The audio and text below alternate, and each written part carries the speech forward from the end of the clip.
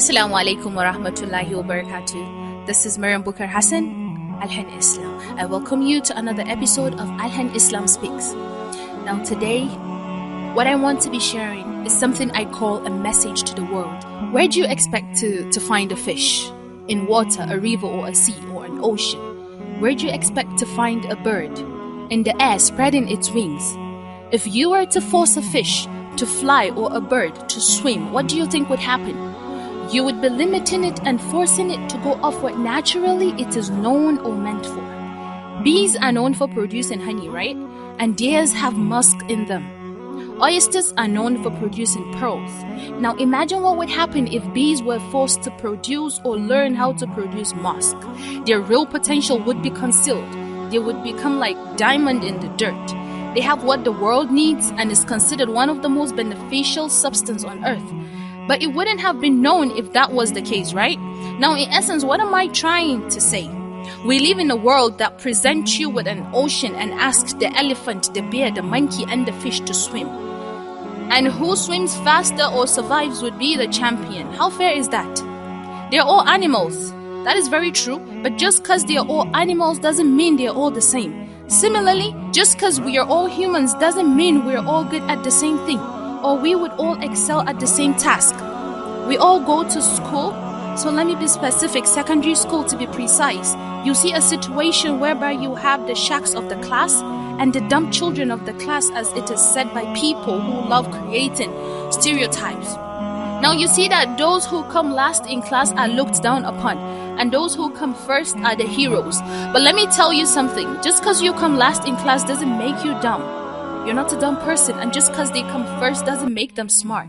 As one of my favorite motivational speakers said, King Na, a 12-year-old motivational speaker, he said, "There is no such thing as a dumb or stupid child.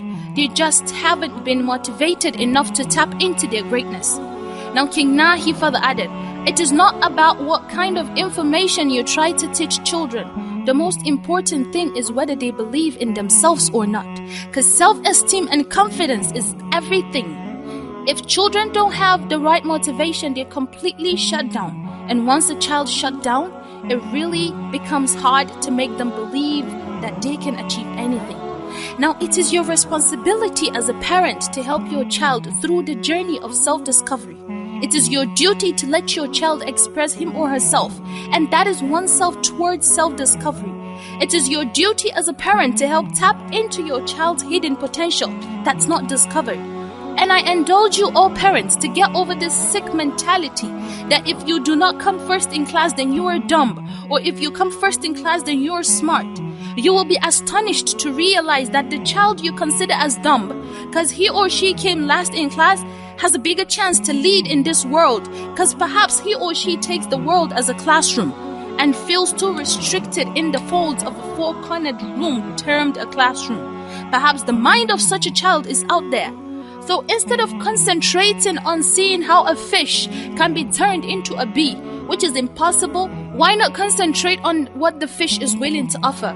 Bees are known for producing honey, some fishes oil, theirs musk. And once you learn to accept that, there would be peace and harmony. Because it is very typical of the African parent to instill fear in a child. And that restricts the kind of openness you would have with your child. And due to that, the child cannot open up to you. So you end up not knowing exactly your child's bearing. Your child should respect you and not fear you. God is he who should be feared. And if your child respects you and not fear you, the child has that liberation to be able to confide in you, to tell you what really he or she wants to do. Be a kind of parent that sits with a child to kickstart a meaningful and deep conversation on important things of life that would capture mind exploration in your child, and that would instill values that would navigate his mind towards greatness.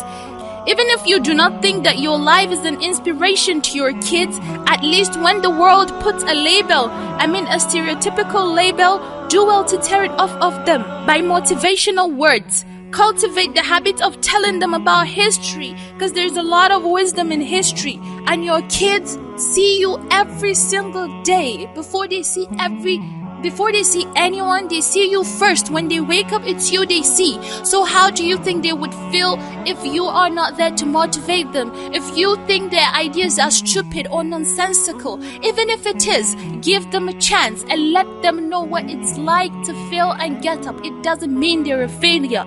It means they're on the road of building a success story that will be told in the future. Be your child's best friend.